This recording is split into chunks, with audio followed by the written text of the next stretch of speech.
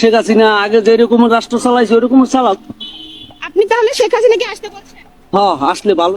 শেখ হাসিনা যেভাবে দেশ চালিয়েছে, অন্তর্বর্তীকালীন সরকার যদি সেভাবে দেশ চালায় তাহলে আমরা খুশি হব।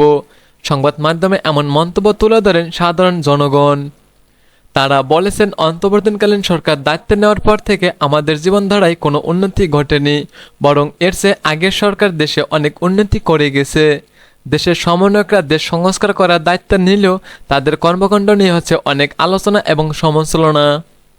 দেশের খেটে খাওয়া মানুষগুলো আগের চেয়ে অনেক কষ্টের দিন পার করছে।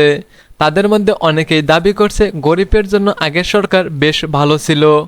ভালো ছিলাম আমরা, অনেক দুমুঠো ভাত নিয়ে সংসার করে দুধ ভাতে খাইতাম। এদিকে বর্তমান সময়ের উপদেষ্টাদের নিয়ে মন্তব্য করলেন ব্যারিস্টার ফুয়া। 20-25 বছরের ছেলে মেয়েদের নেতৃত্বে বাংলাদেশের রাজনীতি হবে? সমন্বয়কদের নামে যে চাঁদাবাজি হচ্ছে বিভিন্ন জায়গায়। শেখ হাসিনা সরকার পতনের পর দেশের বিভিন্ন স্থানে সমন্বয়কদের বিরুদ্ধে আন্দোলন করা হয়েছে।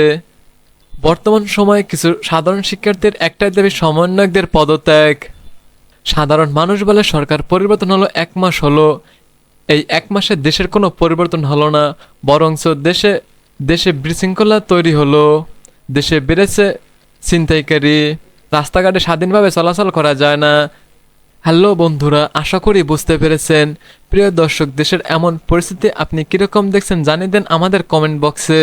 প্রিয় বন্ধুরা, নতুন নতুন খবর পেতে আমাদের চ্যানেলটাকে সাবস্ক্রাইব করে পাশে থাকুন।